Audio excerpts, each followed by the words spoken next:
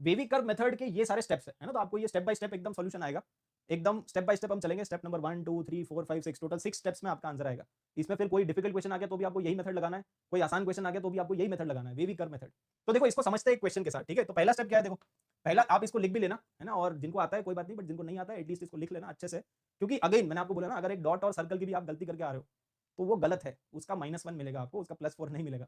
तो पढ़ना, अब देखो पढ़ना ही है तो अच्छे से पढ़ो, है ना, और नहीं पढ़ना तो फिर ना पढ़ो ठीक है। तो बेटर है कि अच्छे से पढ़ लेते हैं इसको, अच्छे से एकदम डिटेल में पढ़ लेते हैं। तो फैक्टराइज करो, पहला स्टेप क्या होता है, factorise the expression into linear factors. तो जो भी एक्सप्रेशन आपको दिया गया है उसको लीनियर फैक्टर्स में आप फैक्टराइज, एक क्वेश्चन भी कर लेते हैं साथ साथ। जैसे मान लो ये क्वेश्चन है, ठीक है, इसका सॉल्यूशन निकालना है मुझे। तो पहला स्टेप क्या है, पहला स्टेप ये है कि आप इसको फैक्टराइज करो, तो साथ साथ पैरेलली इसको हम सॉल्व भी करते जाते हैं। तो यहाँ पे अगर आप ध्यान से देखोगे तो ऑलरेडी जो एक्सप्रेशन है वो लीनियर फैक्टर्स में फैक्टराइज हुआ पड़ा है, राइट। तो अपने को कुछ करने की जरूरत पड़ेगी क्या, हमारा जो फर्स्ट स्टेप है वो already done, first step is already done. अगर ऐसा कुछ क्वाड्रेटिक या क्यूबिक जैसा होता तो हम इसको फैक्टराइज कर लेते, मान लो ना इन्हीं तीनों को अगर मल्टीप्लाई करके दिया होता तो हम उसको फैक्टराइज कर लेते। तो पहला स्टेप क्या होता है, आपको फैक्टराइज करना है लीनियर फैक्टर्स में। ये भी देखो लीनियर फैक्टर है, ये भी लीनियर फैक्टर है, और ये भी लीनियर फैक्टर, लीनियर मतलब डिग्री 1, तो लीनियर फैक्टर्स में फैक्टराइज कर लो। दूसरा स्टेप क्या होता है, दूसरा स्टेप होता है make the coefficient of x as 1, x का कोएफिशिएंट 1 बनाओ। सेकंड स्टेप क्या है कि कोएफिशिएंट ऑफ x को 1 बनाओ। जैसे यहाँ पे x का कोएफिशिएंट ऑलरेडी 1 है, इधर भी x का कोएफिशिएंट ऑलरेडी 1 है, और इधर भी x का कोएफिशिएंट ऑलरेडी 1 है, मतलब आपका जो सेकंड स्टेप है वो भी डन है। इसमें अगेन आपको कुछ करने की जरूरत नहीं है ना। अभी हम वो वाले क्वेश्चंस भी करेंगे जिसमें 1 नहीं होगा, तो फिर आपको 1 में कन्वर्ट करना पड़ेगा, वो बाद में करेंगे। बट अगर आप ये समझ गए ना, यहाँ पे x के जितने भी कोएफिशिएंट है सब 1 होना चाहिए। अगर 1 नहीं है तो 1 बनाओ। 1 कैसे बनाएंगे वो जब भी क्वेश्चन आएगा तो वहां पे पढ़ लेंगे, ठीक है। अभी तो ऑलरेडी 1 है, तो अभी आगे बढ़ते हैं, अभी के लिए आगे बढ़ते हैं। स्टेप नंबर 3, स्टेप नंबर 3 क्या है, plot the roots on number line. तो जो भी आपके रूट्स है उसको नंबर लाइन पे प्लॉट करो। तो यहाँ पे कौन कौन से रूट्स है ना, बेसिकली ये जो एक्सप्रेशन है उसको दोबारा लिख देते हैं, x -2 x + 3 greater than equal to 0। तो नंबर लाइन पे प्लॉट करो कौन कौन से रूट्स है यहाँ पे, ये -∞, ये +∞, यहाँ पे एक रूट है x = 0, दूसरा रूट आएगा -3, और एक रूट है 2, है ना। सबको आप इक्वल टू 0 कर दो, बस जितने भी ब्रैकेट्स आपके पास है ना सारे ब्रैकेट को इक्वल टू 0 कर दो, तो सारे रूट्स आ जाएंगे। तो रूट्स को प्लॉट कर दिया नंबर लाइन पे। उसके बाद क्या है, मार्क डॉट एंड सर्कल। तो डॉट और सर्कल मार्क करना है। अब इसमें बेसिकली रूल ये होता है कि अगर जैसे इसमें इक्वल टू है, दो टाइप की इनइक्वालिटी होती है ना, जैसे या तो ग्रेटर देन इक्वल टू लिखा होगा या खाली ग्रेटर देन लिखा होगा। अगर ग्रेटर देन इक्वल टू है तो ये जितने भी रूट्स है उनके ऊपर आपको क्या मार्क करना है, डॉट मार्क करना है। और डॉट क्यों मार्क करना है, इसका लॉजिक क्या है, क्योंकि ये सारे इसमें सेटिस्फाई करेंगे ना। इसमें x = -3 पुट करो तो ये 0 आ जाएगा। 0 ग्रेटर देन इक्वल टू 0 होता है क्या, 0 ग्रेटर देन इक्वल टू 0 होता है, मतलब सेटिस्फाई कर रहा है, तो ये -3 सेटिस्फाई करेगा, 0 सेटिस्फाई करेगा, 2 सेटिस्फाई करेगा। तो सबके ऊपर क्या मार्क करेंगे, सबके ऊपर मार्क करेंगे डॉट, है ना। तो अगर इक्वल टू है तो डॉट मार्क करेंगे, और अगर खाली ग्रेटर देन है या खाली लेस देन है तो सर्कल मार्क करेंगे। समझ में आ गया, मतलब ये वाला साइन है या ये वाला साइन है तो डॉट आएगा, और अगर खाली ये वाला साइन या ये वाला साइन है तो सर्कल आएगा। रूट्स के ऊपर, है ना, किसके ऊपर, जो भी रूट्स है, जैसे ये रूट है, रूट है, रूट है, तो रूट के ऊपर या तो डॉट आएगा या सर्कल आएगा। समझ गए, यहाँ पे इक्वल टू था इसलिए डॉट आया। अब ये जो फिफ्थ वाला पॉइंट है वही इंपॉर्टेंट है, इसको ध्यान से समझना। फिफ्थ वाला पॉइंट क्या कहता है, ये कहता है कि अगर अगर जो भी आपका फैक्टर है उसकी पावर अगर इवन है, अगर इवन पावर है तो sign will remain same, sign आपका सेम रहेगा, साइन मतलब प्लस माइनस, तो वो अभी मैं आपको समझाता हूं। और अगर पावर ऑड है तो साइन विल चेंज। अब देखो इसको ध्यान से समझो, है ना, आप बेसिकली इस तरह का डायग्राम आ गया।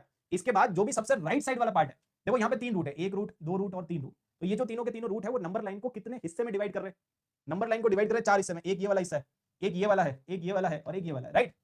हमने जैसे ही 3 रूट प्लॉट करे तो पूरी की पूरी जो नंबर लाइन है वो 4 हिस्से में डिवाइड हो गई। एक -∞ से -3, एक -3 से 0, एक 0 से 2 और एक 2 से इन्फिनिटी। ये 4 हिस्से। अब इन चारों हिस्सों में आपको या तो प्लस पुट करना है या माइनस पुट करना है, आपको साइन पुट करनी है, प्लस या माइनस। तो हमेशा एक चीज का ध्यान रखना, जो सबसे राइट साइड होता है ना वो हमेशा प्लस होता है। जो सबसे राइट साइड वाला हिस्सा है वहां पे आपको आंख बंद करके क्या पुट करना है, आंख बंद करके वहां पे हमेशा प्लस ही आएगा, always it is plus.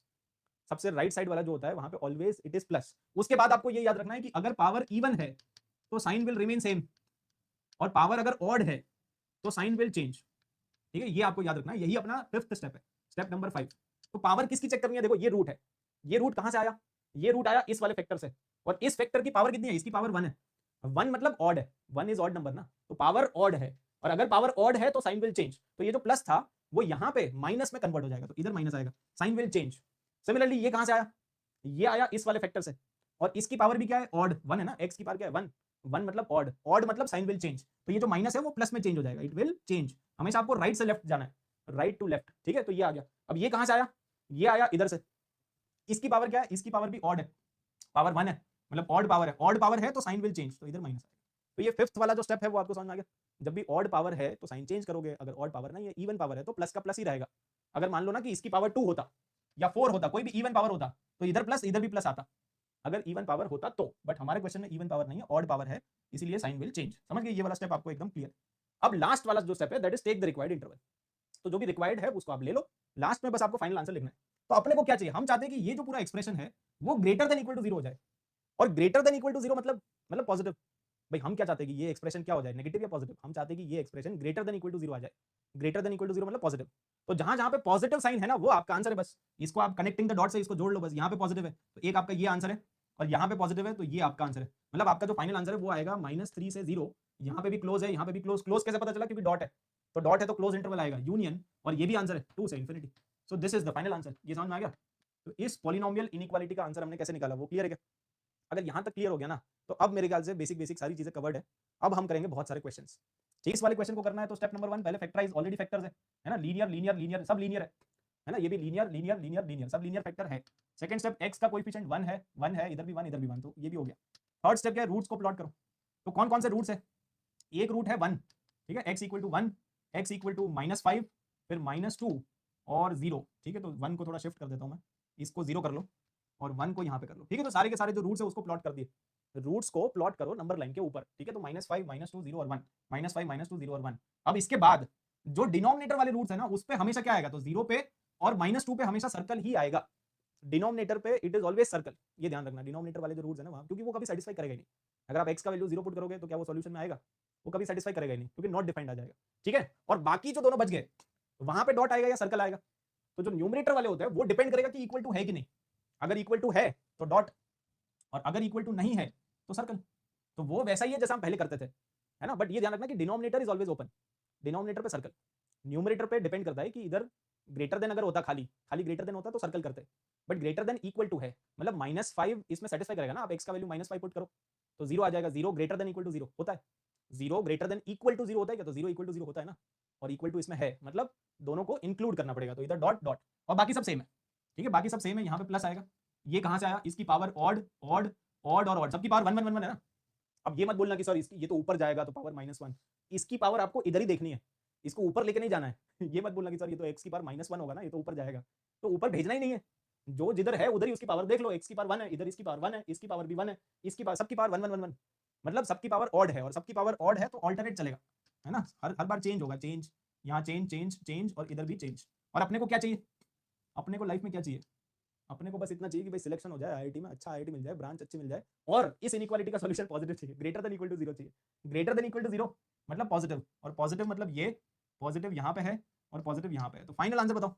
Final answer इसका आएगा -∞ से -5, ठीक है। ये आएगा यूनियन -2 से 0, -2 से 0 लेकिन ओपन आएगा, यूनियन 1 से infinity. This will be the answer. ये चमका। तो ये रैशनल वाली जो इनइक्वालिटी होती है उसको कैसे सॉल्व करते हैं वो क्लियर है क्या? यस। अपने को चाहिए पैसा। हाँ तो पैसा तभी तो आएगा जब सिलेक्शन आएगा।